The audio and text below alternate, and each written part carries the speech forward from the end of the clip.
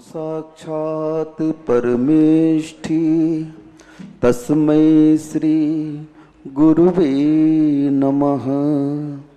तस्मै श्री गुरुवे नमः।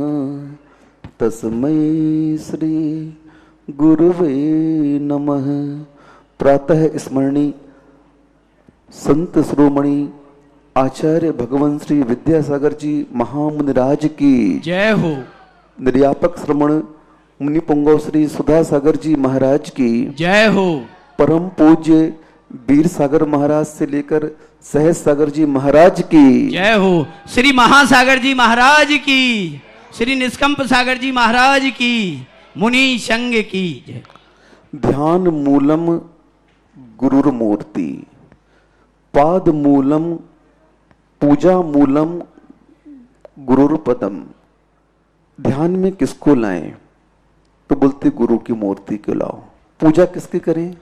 गुरु के चरणों करो। और क्या? मंत्र मूलम गुरुर वाक्य है। मूल मंत्र क्या है? गुरु ने जो कह दिया वो मूल मंत्र है।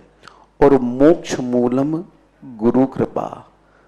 ये इस श्लोक कह रहा है कि जिसने इन चार पदों का अनुसरण कर लिया उसका जीवन तर गया। क्योंकि ध्यान में गुरु है, पूजा में गुरु के चरण हैं, और जीवन में गुरु के वाक्य मंत्र रूप हैं।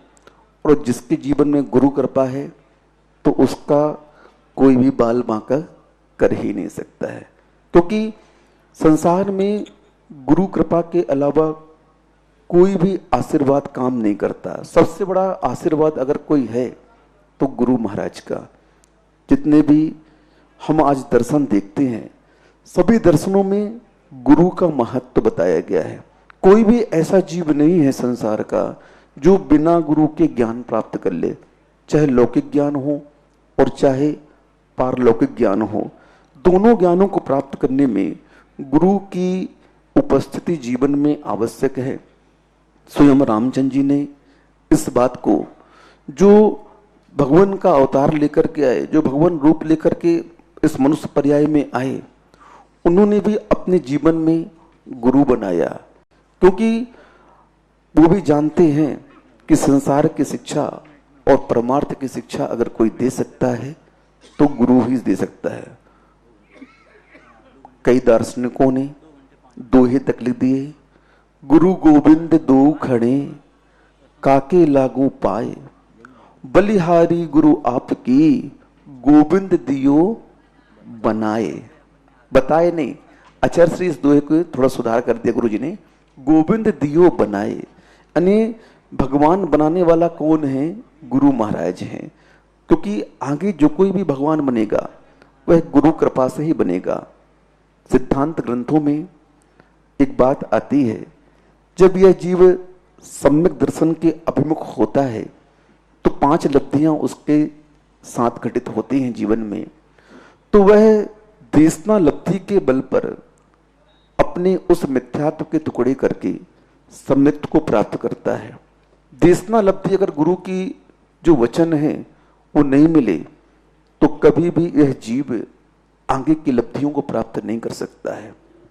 देशना लब्धि वह लब्धि है जो अनादि से सोए हुए सम्यक्त को उठाती है, अनादिकाल से प्राप्त मिथ्यात्व के घोर अंधकार को भगाती है।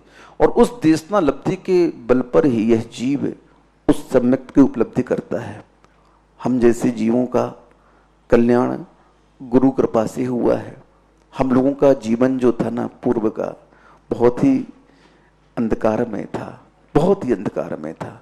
लेकिन गुरु ने अपनी पावन दृष्टि हमारे जीवन में डाली तो हमारा घोर अंधकार नाश हो गया। गुरु की कृपा देखो कैसी होती है। हम नए नए ब्रह्मचारी हुए, चूंकि पूर्व का संस्कार हमारा अच्छा नहीं था, हमारी संगति अच्छी नहीं थी, और उस कारण से कुछ पूर्व के संस्कार क्रोध के रूप में हमारे अंदर थे। अभी भी मैं थोड़ा क्रोधित हूं, आप लोग सभी जानते हैं, लेकिन क्या करूं, स्वभाव है तो जाता नहीं है। अब बड़े महाराज जी भी बहुत समझाते हैं, अब धीरे धीरे शांत तो हो रहा हूं। मैं भी जानता हूं कि ये सबसे खराब बात है, क्योंकि साधु बनने के बाद क्रोध तो छोड़ना ही चाहिए।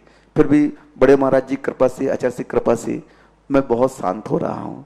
और आप लोग थोड़ा सा हमारी बातों का बुरा नहीं माना करो, मैं डांट देता हूँ ना सबको, इसलिए क्रोधी हूँ, क्या करूँ, नेचर है भाई। नीम का नेचर कैसा है, चाहे गुड़ के साथ खाओ चाहे शक्कर के साथ खाओ, कड़वी तो रहेगी रहेगी। अब हमारा स्वभाव ऐसा है तो क्या करें।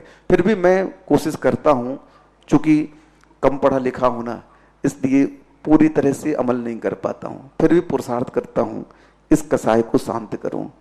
अब हुआ क्या, मैं नया नया ब्रह्मचारी बना।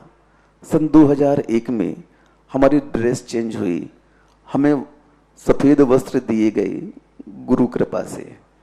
और उस समय हम लोग 25 ब्रह्मचारी जी तिलवारा घाट में गुरु सानिध्य में साधना कर रहे थे। हम लोग को गुरु महाराज शिक्षा देते, बहुत विशेष विशेष बातें जो ग्रंथ की थी, वह सुबह हम लोगों को 1 घंटे अलग से, मात्र 25 ब्रह्मचारी जी हम लोग वहां पर गुरु महाराज की चरण सानिध्य में रहते। और आचार्य श्री किसी को भी अंदर नहीं आने देते और हम लोगों को अलग विशेष उपदेश दे रहे थे। और उस उपदेश के माध्यम से हमें अपने जीवन का मार्ग आगे और प्रशस्त होता दिखता रहा। हम लोग उस उपदेश को सुनकर के इतने विशुद्ध परिणाम को प्राप्त होते, कुछ पूछो ही नहीं। कई बार हम लोग पहले चतुर्मास में निवेदन कर दिए, अच्छा श्री दीक्षा दे दीजिए। अच्छा से बोले अभी टाइम है, अभी साधना काल है, अभी शिक्षा का काल चल रहा है, जो कह रहा हूं उसको सुनो और जो साधना बता रहा हूं उसको करो। हम लोगों की साधना चतुर्मास में आचार्य के साथ में रह करके चलती थी। घर आने पर अलग साधना आचार्य श्री दिया करते थे, वो घर में किया करते थे। अब चातुर्मास में घटना घटी। एक दिन मुझे फीवर हो गया हल्का सा और मुझे कुछ रुच नहीं रहा था। तो मैंने, हम लोग की भोजनशाला अलग रहती थी, तो हमने भोजनशाला वाले भाई से बोला, बोले भाई मुझे भूख नहीं लग रही है, एक काम करो तुम मुझे गरम गरम 2 पराठे बना दो, मैं ऐसे नमक के साथ खा लूँगा। बोले हाँ भैया जी बैठिए आप, बना रहा हूँ। अब हमारे जो सीनियर ब्रह्मचारी थे जो उस भोजनशाला को देखते थे, वो मुनि बन गए, सुप्रो सागर जी, कपिल भैया नाम था उनका, खंडवा के थे, वो हेड थे, पुराने ब्रह्मचारी थे। अब वो थोड़ा सा आए और उन्होंने मेरे सामने थोड़ा सा क्रोध से बात कर दी, ये क्या है, होटल है क्या जो अपने मन का बनवा रहे हो, जो यहाँ पर भोजन बना है वो आपको खाना पड़ेगा। हम बोले भैया जी मुझे थोड़ा सा रुच नहीं रहा है, इसलिए मैंने ऐसा कह दिया, तुम ज्यादा होशियारी नहीं करो, शांत रहो। और उसने थोड़ा सा ताव से बात किया, मुझे गुस्सा आ गई, गुस्सा आ गई तो आ गई, मैंने एक झापड़ दे दिया। अब चूंकि अभी नया नया ब्रह्मचारी, अब पूर्व के संस्कार कितने दिन हुए, 15-20 दिन तो हुए तो मुझे ब्रह्मचारी बने। अब मैंने एक झापड़ अच्छी खींच के उसको मारा, 5 उंगली उसके ऊपर, छोटे से थे भैया, कपिल भैया बहुत छोटे, 4 फीट के 4.25 फीट के थे। अब एक झापड़, मैं तो था ही मैं अपने जैसा, एक झापड़ मारा, 5 उंगली। अब इस बीच में क्या हुआ, वीर सागर महाराज जी ब्रह्मचारी थे, मुकेश भैया थे ब्रह्मचारी, विशाल भैया थे, ये सब बीच में आए, इन सबको मैंने धक्का दे दिया। तो वीर सागर की उंगली से खून आ गया, विशाल सागर की खून दीवार से टकरा गए तो उनको खून आ गया, 2-3 ब्रह्मचारियों को और खून आ गया। हम लोग केस बढ़ गया, क्या हो गया, मारा एक को, बचाने आए तो 2-3 और भिड़ गए मेरे से। अब क्या हुआ, शाम की बात थी ये, आचार्य के पास में खबर पहुंच गई शाम को। हमने बोला अपनी छुट्टी तो पक्की है क्योंकि अब हमने कर दिया, एक को नहीं 4-4 को ठोक दिया। अब हमने रात को अपना बैग पैक किया और जबलपुर में ही गृहस्थ अवस्था के मामा थे, तो हमने उनको फोन लगाया, हम बोले सुनिए आप यहाँ पर आ जाएं कार लेकर के, मुझे सुबह चलना पड़ सकता है। बोले क्या हो गया भैया जी, बोले नहीं कुछ नहीं, थोड़ा सा मेरा स्वास्थ्य ठीक नहीं है, चलना पड़ सकता है मुझे। हाँ ठीक है मैं आ जाऊँगा सुबह। अब सुबह स्वयंभू स्त्रोत के बाद आचार्य श्री जी हम लोगों को 1 घंटे समय देते थे। अब हमारी पेशी हुई सुबह, 25 ब्रह्मचारियों में से 24 एक तरफ बैठे हुए थे और मैं एक तरफ बैठा हुआ था सिर झुका करके। आचार्य श्री स्वयंभू पढ़ के आवर्त करके बैठे नीचे अपने पाटे पर, और बैठते ही पूरी घटना तो उन्हें शाम को ही पता चल चुकी थी। अब बैठते ही क्या हुआ, आचार्य ने उन भैया जी को खड़ा किया, बोले क्यों कपिल खड़े हो, तुमने क्या बोला इसके साथ में? पासा उल्टा दिखाई दिया मुझे तो। बोले डांटना तो मुझे चाहिए था और आचार्य डांट रहे इस ब्रह्मचारी को। बोले उसने अगर भोजनशाला में कुछ बनवा के खा लिया, बोल दिया बनवा खाने के लिए, इसमें क्या दिक्कत है? बोले भोजनशाला आप लोगों की अलग क्यों रखी गई है? आप लोगों की व्यवस्था के लिए रखी गई है कि शाम को आप लोग अपने हिसाब से जो खाना चाहे खा लें, इसलिए आपकी भोजनशाला अलग है। शाम को सामूहिक भोजन आप शाम को क्या नहीं जाते। और दूसरी बात यह है, आप लोगों को सोचना चाहिए, आप लोग पूर्व से जानते वो कहां से आया है और आप लोग को उसके साथ मिलकर के अच्छा व्यवहार करना चाहिए। बोले आप चिंता नहीं करिए ब्रह्मचारी जी, आप। अब उन्होंने मेरी मुख पर बहुत गौर से दृष्टि डाली गुरु महाराज ने, मुझे पता नहीं क्या देखा उन्होंने, और उन्होंने उस मैटर को वहीं पर शांत कर दिया और बोले कोई बात नहीं, आप विकल्प नहीं करना, अच्छे से रहो। अब बताओ, मैंने सोचा डांट मुझे पड़ेगी और डांट पड़ेगी किसको? सामने वाले ब्रह्मचारी को। गुरु की दृष्टि देखो, मैं इसलिए बार बार कहता हूं गुरु को अवधि ज्ञान है। क्या है? हाँ, उनकी दृष्टि में सब झलक जाता है कि अगर मैं इसके साथ उस समय दुर्व्यवहार करूंगा तो ये निश्चित है पूर्व का संस्कार इसका है, बैक टू पवेलियन। और होता वही, अगर उस दिन गुरु महाराज मुझसे कह देते, डांट में कुछ भी कह देते, तो मैं हो सकता सहन नहीं कर पाता, क्योंकि मेरा स्वभाव क्रोधी था, थोड़ा तेज तर्राट था।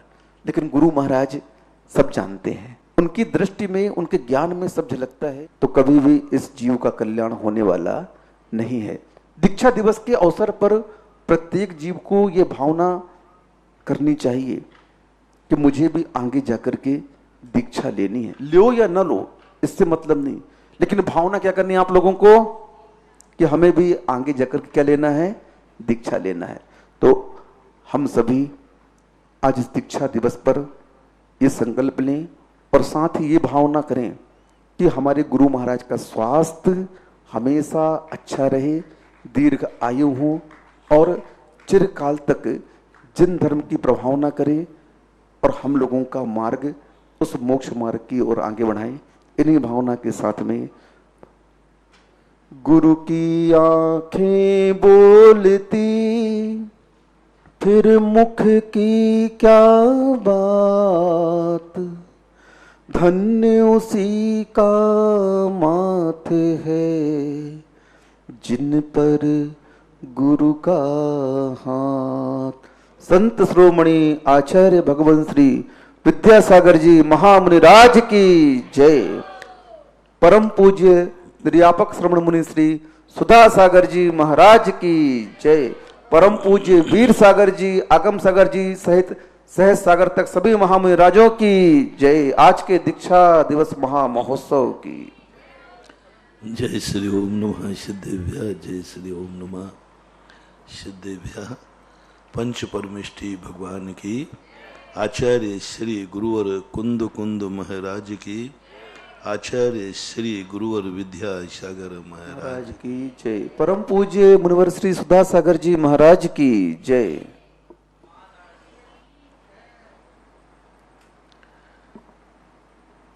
धर्म जब इस दुनिया को देखता है तो उसे सब अधर्म नजर आता है। धर्मात्मा जब इस दुनिया को देखता है उसे सब कुछ त्यागने योग्य दिखता है। अधर्मी जब व्यक्ति इस दुनिया को देखता है तो सब कुछ पाने का मन करता है।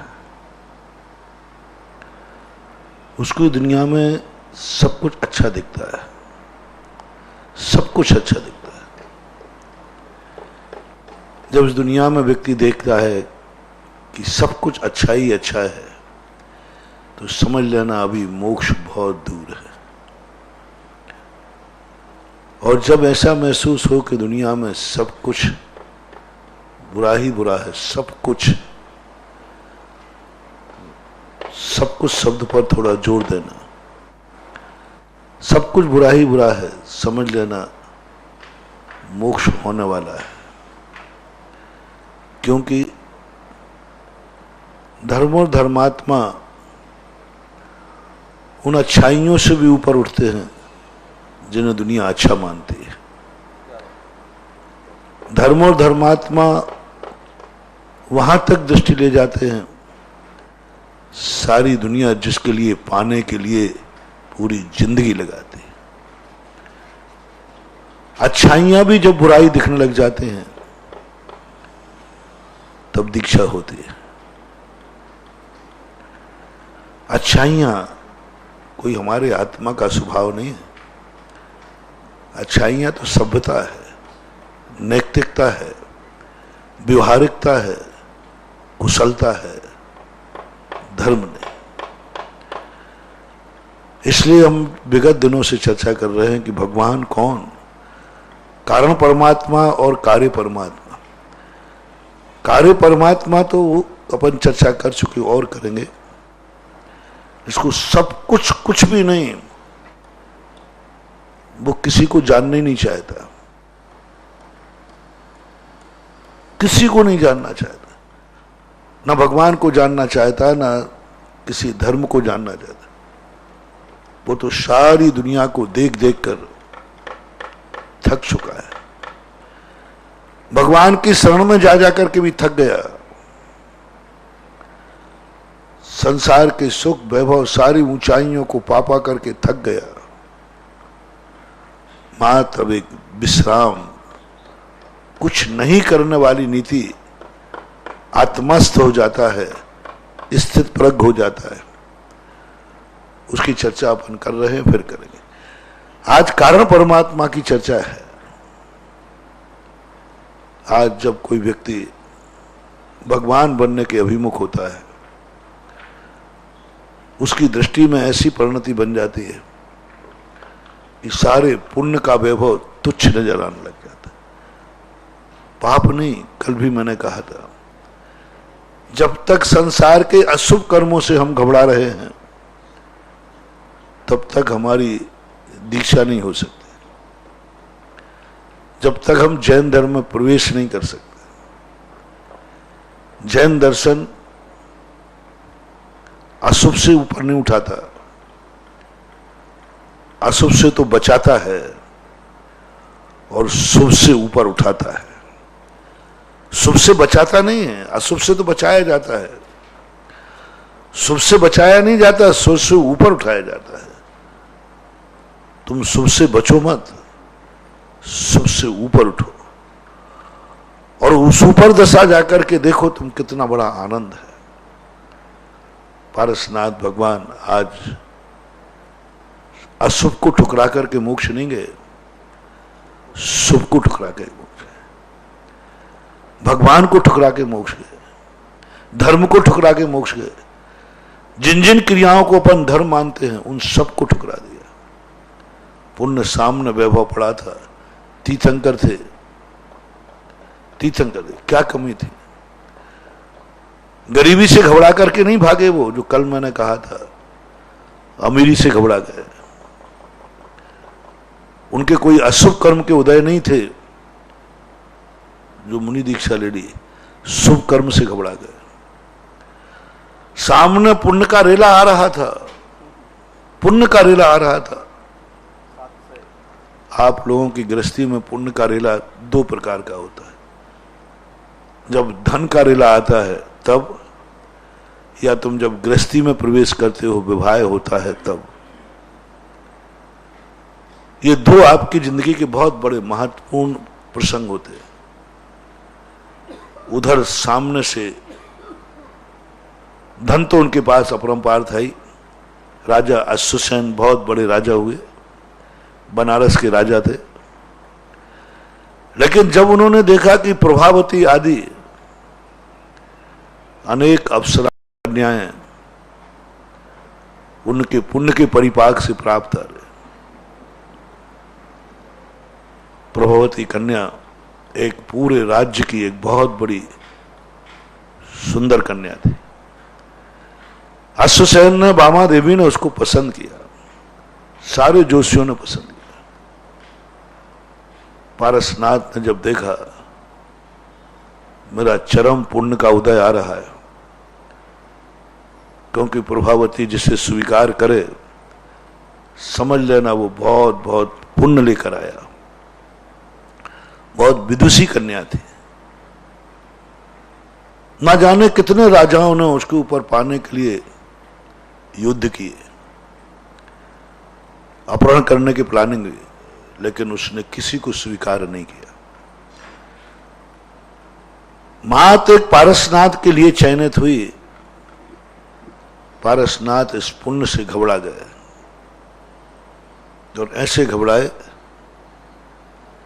कि जिस दिन उनका दस्तूर होना था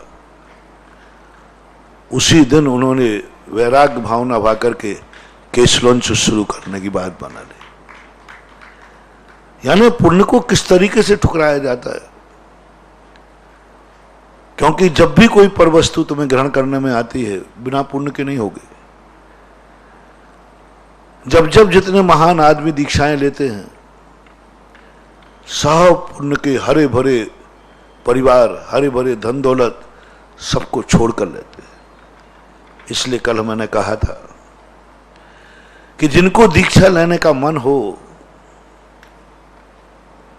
उनको एक कार्य करना चाहिए, जो सबसे प्रिय वस्तु हो, जिसको तुम चाहते हो कि ये नहीं तो मेरी जिंदगी बेकार है, ये नहीं तो तुम्हारी आंखों में आंसू आ जाए, यह नहीं तो जिंदगी अधूरी है,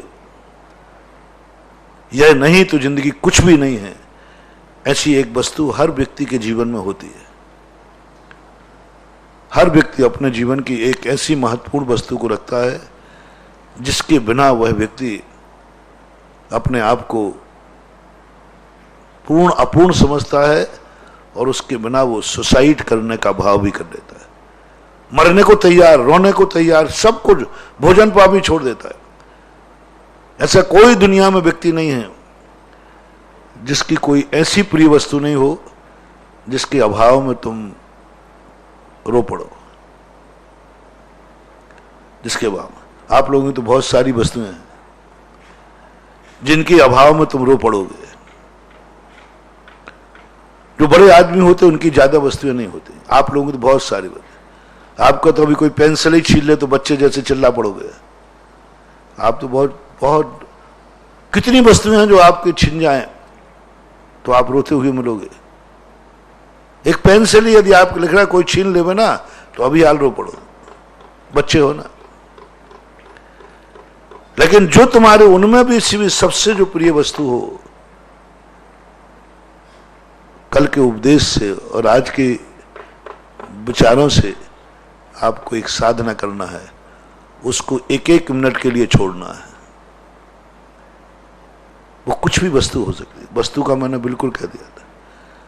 उसको अष्टमी चौदस को छोड़ना है, उसको पर्व के दिन छोड़ना है। जो वस्तु तुम्हें सबसे प्रिय है और पुण्य के उदय में मिली, क्योंकि प्रिय वस्तु किसके उदय से मिलती है? पुण्य के उदय से। और पुण्य कोई प्रकृति नहीं है। जिस वस्तु के लिए अभाव में तुम रो पड़ो, मरने का भाव कर लो, समझ लेना तुम्हारी जिंदगी का सबसे बड़ा पुण्य का उदय है जब वो वस्तु मिल जाए। एक पेंसिल भी हो सकती है। यदि आपको है कि ये पेंसिल मेरी यदि गुम जाए तो मैं जिंदा नहीं रह पाऊंगा, तो आपकी जिंदगी का सबसे बड़े पुण्य का उदय जब है जब आपके हाथ में पेंसिल है। जब आपके हाथ में पेंसिल, बस, और ज्यादा कुछ नहीं। पुण्य का उदय कोई बड़ी चीज नहीं होती। जिस वस्तु के अभाव में तुम अपनी जिंदगी को बिल्कुल ऐसा डालोगे जैसे मैं मर गया हूं, ये वस्तु जिंदगी निकल गई, और वो वस्तु जब तुम्हें मिल जाए तो बहुत बड़े पुण्य का उदय मानना चाहिए। बस उस पुण्य के उदय में अपन को राग कम करना है। जैसे कल हमने संध्या काल में कहा था, आप किन किन वस्तुओं के बिना नहीं रोएंगे, किन किन वस्तुओं के बिना आपका चल जाएगा। तो मैंने कल आपसे पूछा था कि माता पिता नहीं हो तो बोले महाराज चल जाता है, चल जाता है। मकान धन दौलत हो इसके बिना भी चला लेता हूं महाराज, चला लेता। पत्नी बच्चे आदि भी नहीं हो तो महाराज चला लेते हम लोग। तो आज सबसे कौन सी वस्तु है जिसके बिना नहीं चलता? तो मैंने कहता मोबाइल। आज उसके बिना अष्टमी चौदस को वही छोड़ना शुरू कर दो। मैं सबके बिना चला लेता हूं मोबाइल के, अष्टमी चौदस को नहीं छूंगा, क्योंकि ये मेरी सबसे अनिवार्य प्रिय वस्तु है। और यहां से यदि व्यक्ति शुरू करता है तो बहुत बड़ी दीक्षा का संस्कार, तुम वह वस्तु छोड़ते हो जो तुम्हें प्रिय नहीं है, उस वस्तु से दूर भागते हो जो तुम्हें अच्छी नहीं लगती, उस वस्तु को दूर करना चाहते हो जो तुम्हें अच्छी लगती है। तो अनिष्ट संयोग आर्त ध्यान है। जो जो वस्तुएं हमें अच्छी नहीं लगती वो हम दूर करना चाहते, जो जो वस्तुएं हमारे अनुकूल नहीं है हम उसको दूर करना चाहते, जो जो हमारी इंद्रियों और मन को नहीं रुचती हैं उन वस्तुओं को हम हटाना चाहते हैं। ये आर्त ध्यान है। इसको इष्ट वो मत मानना, महाराज हमें जो जो चीज नहीं रहती हमने उसको हटा दिया, आर्त ध्यान है। धर्म ध्यान क्या है? जो जो वस्तुएं तुम्हें रुचती हैं उनको हटाने का प्रयास करना। सारी दुनिया उनको पाने का प्रयास करती है, वो आर्त ध्यान है। और सम्यक दृष्टि, सम्यक ज्ञानी आसन भव्य उन इष्ट वस्तुओं को हटाने का भाव करता है, बस वहां से होता है धर्म ध्यान शुरू। पूजा पाठ में धर्म ध्यान हो ये कोई नियम नहीं, ये धर्म ध्यान नहीं है, धर्म ध्यान के साधन है। लेकिन जब जब तुम्हारे लिए इष्ट वस्तु को हटाने का भाव आवे, इष्ट वस्तु से विमुख होने का भाव आवे, ये भाव आवे कि उन जैसे कल मैंने एक छोटा सा उदाहरण दिया था, अमीर आदमी जब अमीरी से घबरा जाए, अमीरी से घबरा जाए, समझ लेना ये आसन भव्य है। पुण्य का वैभव सामने आए और वो घबरा जाए, ये पुण्य मुझे नहीं चाहिए, घबरा गया। जैसे पारसनाथ प्रभावती को देखकर घबरा गया, नहीं मुझे ये पुण्य नहीं चाहिए। साधु पुण्य से भागता है, पाप से नहीं भागता, अशुभ कर्मों से नहीं भागता। पाप यानी अशुभ कर्म, अशुभ कर्मों से नहीं भागता, दुखों से नहीं भागता, क्योंकि दीक्षा लेते ही दुख कम नहीं होते हैं, दुख बढ़ते हैं। दीक्षा लेते ही दुख कभी कम नहीं होते। ये मत समझना कि दीक्षा लेते ही पुण्य का उदय होता है। दीक्षा लेते ही स्वयं जिंदगी भर अशुभ कर्मों का उदय होता है। संसार में किसी भी व्यक्ति के इतने अशुभ कर्मों का उदय नहीं होता जितना कि दिगंबर जैन मुनि का होता है। हर तरफ से हर क्रिया में असाता कर्म का उदय होता है, हर क्रिया में। आप देख लीजिए, असाता कर्म, वो जान रहा है यदि दुखों से भागेगा वो मुनि पद पर नहीं रह पाएगा। संसार के दुखों से भाग के भागेगा उसका मन बिगड़ जाएगा, क्योंकि जितने दुखों से वो भाग रहा है वहां तक तो, वहां ग्रस्त में तो तुम्हारे बिंदु समान दुख थे, यहां तो सिंधु समान दुख है। तुम कैसे सहन करोगे? कैसे सहन करोगे? सब तरफ से दुखों का उदीर्णा होती है। आप पूरी मुनि की चर्या देख लीजिए, हर चर्या कहीं ना कहीं असाता कर्म की उदीर्णा कराती है। केशलंज करते हैं असाता कर्म, नंगे पैर चलते असाता कर्म, बिना वस्त्र के रहते, गर्मी सर्दी मच्छर सब खाते, सिर भी खा जाए, तुम्हारा नहीं है। आहार चर्या में अंतराय आदि पालन होते, गर्मी होती है, एक टाइम भोजन करना, 48 टेम्परेचर, एक टाइम पानी मिलना, असाता कर्म की उदीर्णा होती है। जब जब गला सूखेगा असाता कर्म। मैंने तो देख लिया कि पूरे असाताओं से भरा है। इसलिए दिगंबर मुनि हर व्यक्ति नहीं बन पाता, वही बन पाता है जो संसार के पुण्य से घबरा के आया।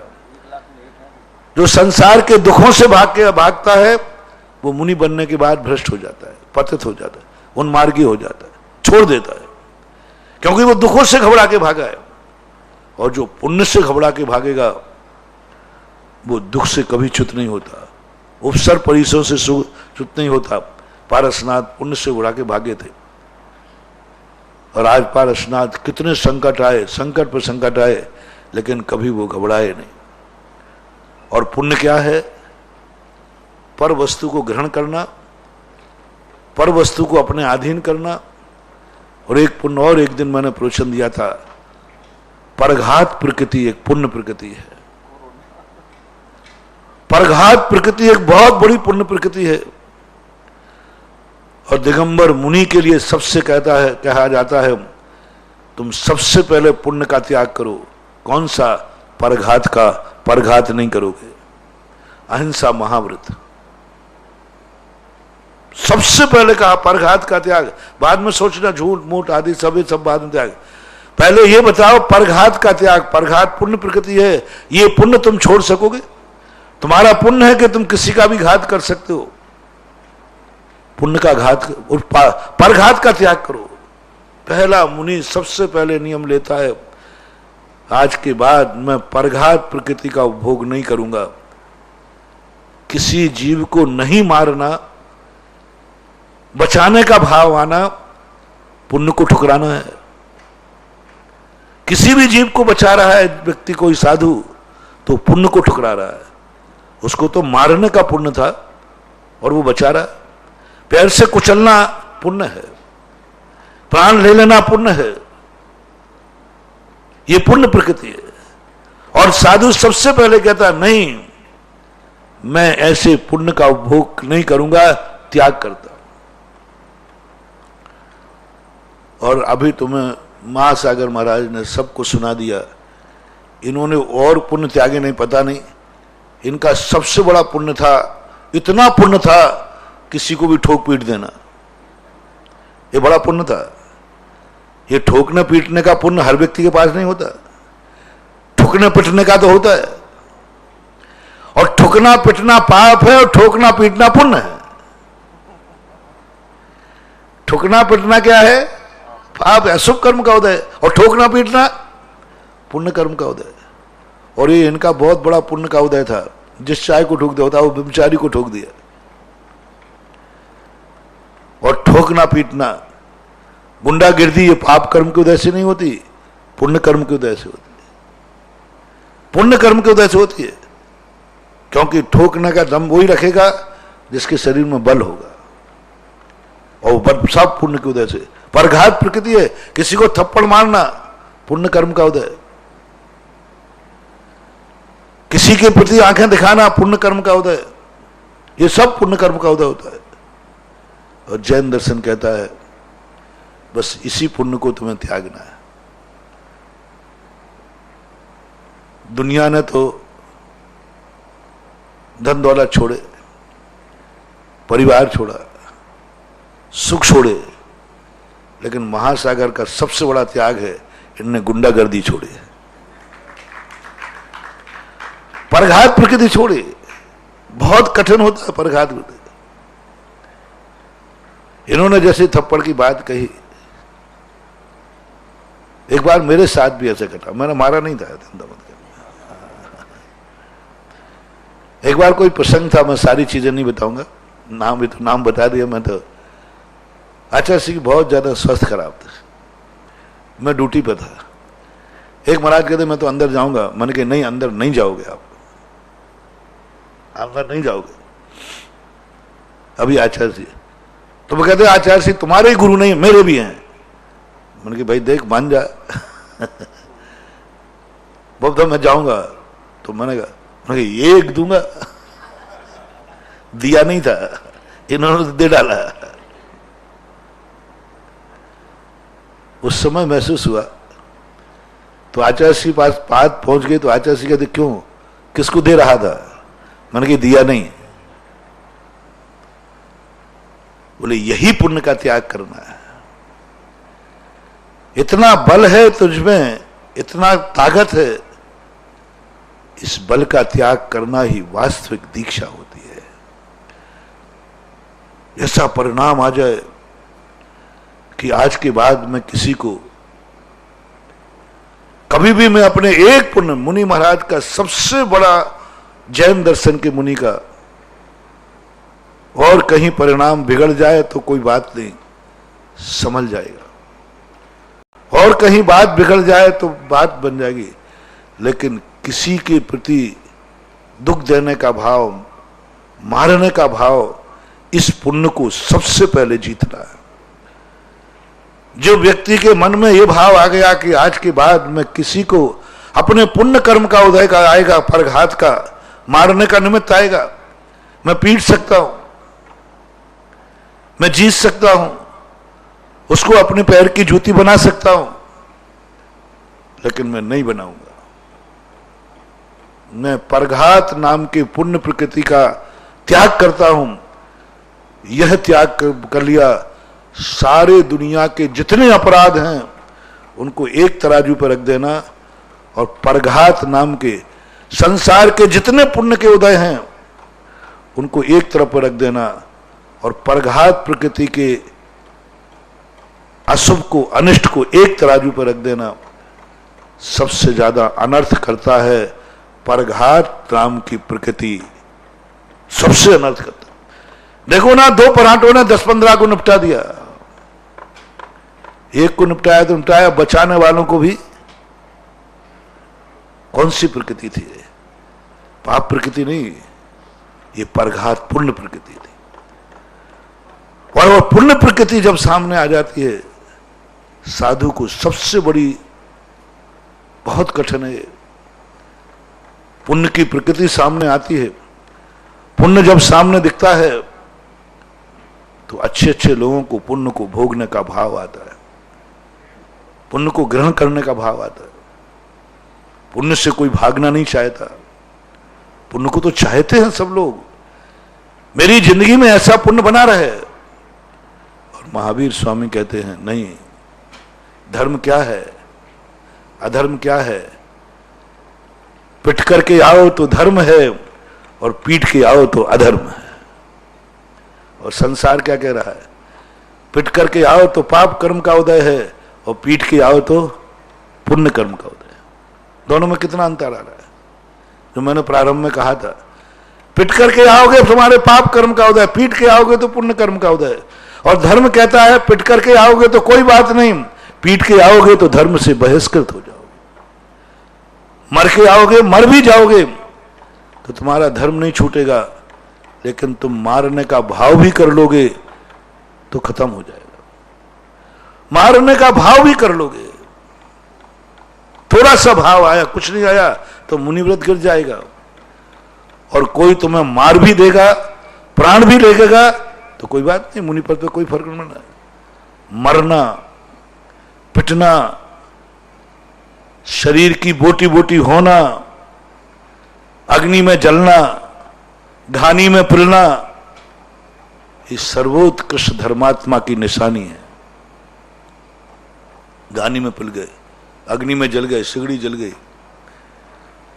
भगवान पारसनाथ 8 दिन तक बिजोलिया में पिटते रहे, गालियां सुनते रहे। ये धर्मात्मा की निशानी। मंत्र बनाए, अपनी जिंदगी का एक सूत्र लें। जब जब तुम्हें पिटने का भाव आवे, मिटने का भाव आवे, कोई मिटावे, फिर भी तुम्हारे मन में भय नहीं, प्रतिकार नहीं, कुछ नहीं, समझ लेना आप धर्म की रेखाओं में प्रवेश कर गए और ऊंचाइयों पर पहुंचने लगे। कोई मार रहा है तो मरने में तुम्हें खेद नहीं, पिटने में खेद नहीं, सब कुछ मिटा रहा है तुम्हारा, फिर भी खेद नहीं। पारसनाथ का सब कुछ मिटा दिया कमठ ने, सब कुछ बर्बाद कर दिया, उसको खेद नहीं आया। धर्मात्मा की ये निशान, सब कुछ मिटा दिया और 10 भाव से मिटाते ही तो आया। विचार कर लें, सोच लें। आज 3 प्रसंग हैं, मुकुट सप्तमी भी है, पारसनाथ मोक्ष सप्तमी भी है और दीक्षा दिवस महाराज का, महासागर जी का। तीनों पर एक ही धारा पे चल रहे हैं। वह मुकुट सप्तमी में उन 2 कन्याओं ने क्या व्रत किए? दोनों कन्याओं का प्रेम वात्सल्य। मुराद के जब आहार होते हैं, आहार के बदले जब उपदेश होता है तो आहार के बाद लोग प्रतिमाएं ले लेते थे, अणुव्रत लेते थे, अणुव्रत लेते थे। उस कन्या ने, दोनों ने कन्याओं ने अणुव्रत लिए और कहा महाराज कोई व्रत दीजिए, तो मुकुट सप्तमी का व्रत दिया। और मुकुट सप्तमी का व्रत 7 साल करने के बाद इस मुकुट सप्तमी के बल पर 16वें स्वर्ग में 22 सागर की आयु वाले वो देव हुए। जो मुकुट शिखरणी थी, मुकुट शेखरी, वो मुख्य इंद्र हुई 22 सागर की, और जो विधि शेखरी नाम की कन्या थी वो उसी स्वर्ग में प्रतिन्द्र हुई। और दोनों अभी स्वर्ग में ही हैं, अभी मोक्ष गए नहीं है, 22 सागर की आयु में है।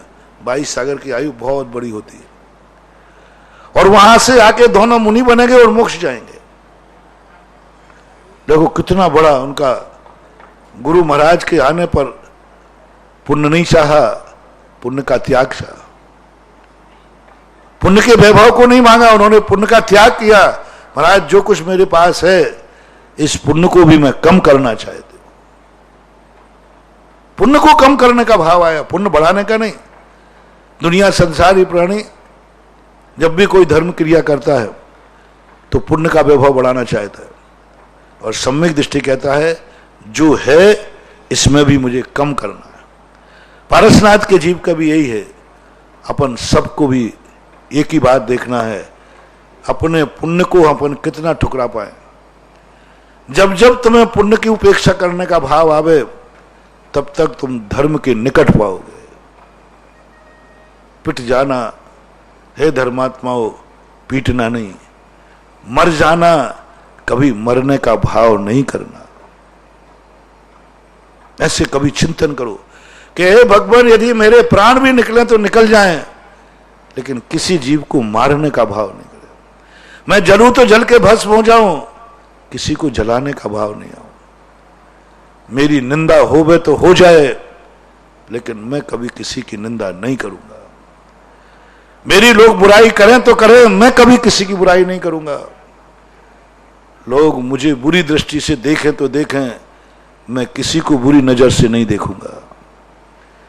मेरे लिए कोई बुरा सुनावे तो सुनाए, मेरे लिए कठोर शब्द निंद वचन सुनाए तो सुनाए, लेकिन मैं कभी किसी को निंद वचन नहीं सुनाऊंगा। मेरे से कोई कैसे भी शब्द बोले, लेकिन मैं अपने मुख से अशुभ शब्द नहीं बोलूंगा। मेरी जिंदगी ना बचे तो ना बचे, मर जाऊंगा, लेकिन मैं किसी को मारने का भाव नहीं करूंगा। मैं सब तरफ से अच्छाई बुराई, कोई लोग मेरे ऊपर कितना भी संकट ढावे, मैं इसका प्रतिकार नहीं करूंगा। पहले तो प्रतिकार सेकंड स्टेज है। पहला तो मेरे ऊपर लोग कितने भी, कई लोग तो क्या करते हैं, हमसे बोलो मैं तुम्हारी कुंडली भी जानता हूं, वो एक गाली देगा उसके पहले ही अपन 10 तैयार करके रखेंगे। ये श्रवण का लक्षण नहीं, मोक्ष मार्ग का लक्षण नहीं, धर्मात्मा का लक्षण नहीं। कोई मुझे मारेगा तो मैं उसे मिटा दूंगा, कोई मेरे पर आंख उठाएगा मैं आंख निकाल लूंगा। जब जब अपने मन में ऐसा भाव आवे, समझ लेना आप धर्म से बहुत दूर चले गए, क्योंकि आपको पुण्य की तैयारी कर दी। मैं कोई कम है क्या? मेरे आंख उठाएगा मैं आंख निकालूं, मेरा पुण्य है। यानी आप पुण्य को भोगना चाहते हैं। जब जब हर क्षेत्र में लगाना तुम, जब जब तुम्हारे मन में आए कोई मेरी बुराई करेगा मैं भी बुराई करूं, कोई मुझे एक सुनाएगा मैं 10 सुनाऊंगा, और जब जब तुम्हें ये भाव आवे, तुम्हें उसकी सारी बुराइयां मालूम है,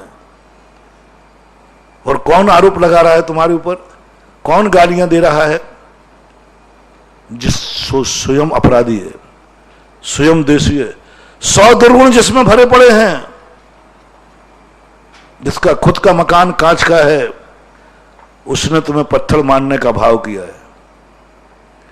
जिसका मकान कांच का है, जो स्वयं अपराधों से भरा है, और उसने तुम्हारे ऊपर आरोप प्रत्यारोप, गाली गलौज, तुम्हारी निंदा शुरू कर दी। ऐसी परिस्थिति की साधना करो। ऐसी परिस्थिति की साधना का नाम श्रवण है। ऐसी साधना का सूत्र देने का नाम दीक्षा है।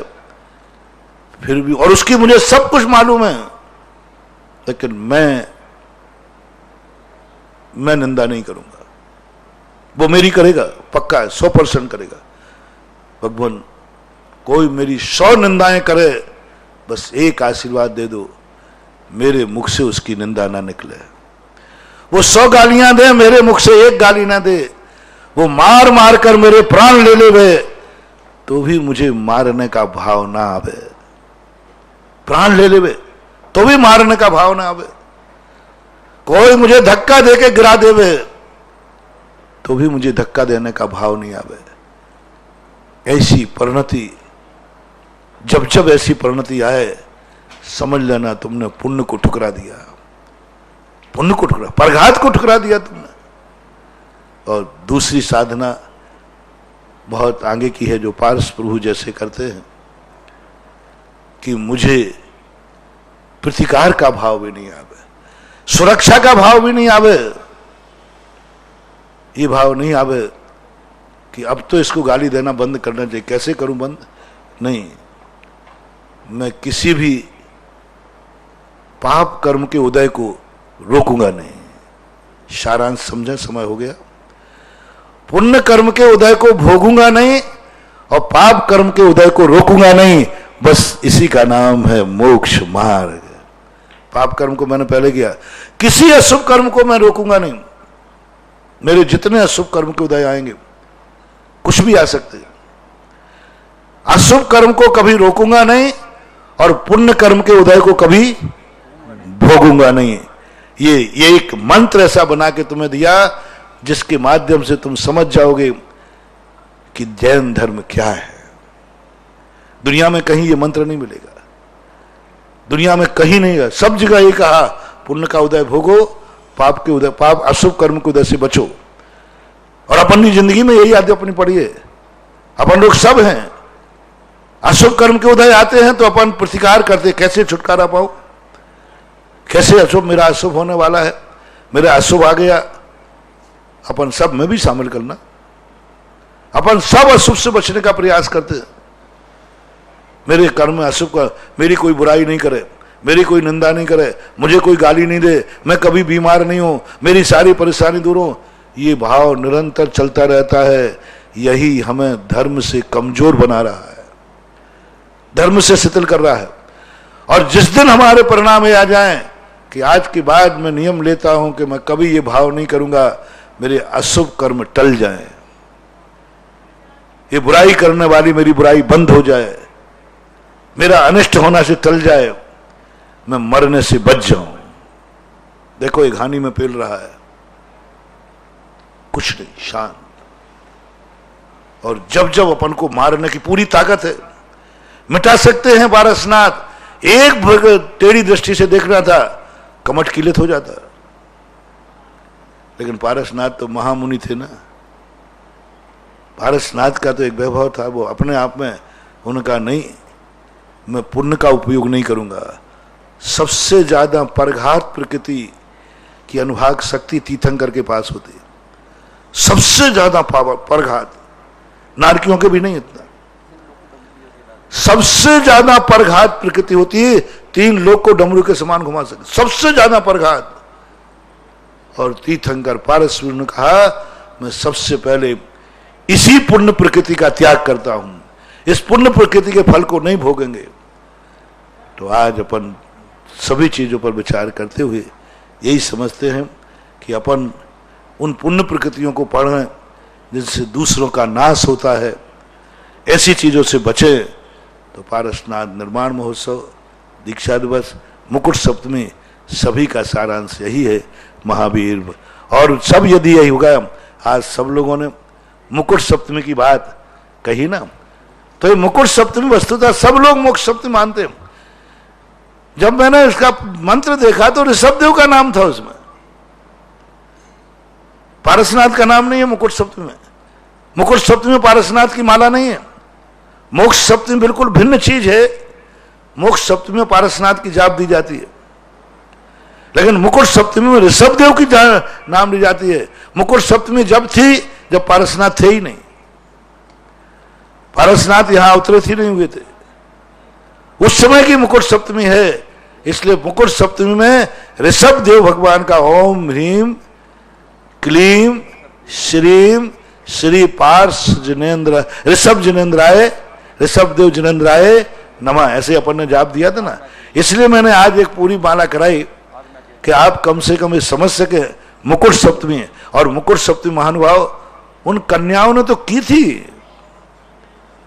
तो तुम कन्याओं को, कल भी मैंने कहा था, मुकुट सप्तमियां बिल्कुल छोटी कन्याओं से नहीं करें, बड़ी करें, महिला पुरुष करें, परिवार वाले करें, सब करें। इन सब को 8 वर्ष से ऊपर जिनको करना हो करें। ये सब का फल है, सभी स्त्रियां करें, इसका फल है स्त्री पर्याय का। उसमें लिखा क्या है, इस मुकुट सप्तमी के फल स्वरूप उन्होंने 2 फल पाए जो कथा में लिखा। पहला बात, मुकुट सप्तमी के व्रत से उन्होंने स्त्री पर्याय को छेद करके देव पर्याय को प्राप्त है। अब वो स्त्री नहीं बनेंगे, कभी नहीं बनेंगे।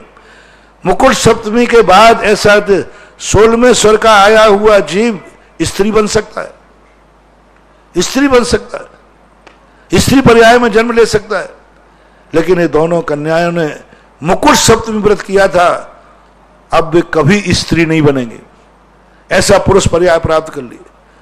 और दूसरी क्या प्राप्त की, पुरुष बन करके अगले भव में ही मोक्ष मिलेगा। तो हर महिला को स्त्री बनना है कि स्त्री पर्याय छोड़ना है? छोड़ना है तो बूढ़े ठेड़े सब करो ना मुकुट सप्तमी। और पुरुषों को करना चाहिए क्योंकि सबको मोक्ष जाना है। तो मुकुट सप्तमी का ये प्रभाव और ये स्थितियां रहती हैं। ऐसा अपन आज इतनी कह के विराम करते हैं।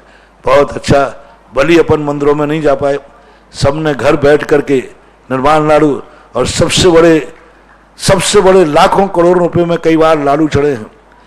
लेकिन आज जिन 3 लोगों ने परोक्ष रूप में महालाडू चढ़ाए, सारे भारत ने देखा, 3 महानुभाव, और बीच के 50 लोगों ने आज कम से कम स्वयं भली नहीं आ पाए पारसनाथ के चरणों में, लेकिन अपनी भावनाएं भेज करके उनके नाम से निर्माण लाडू चढ़ा।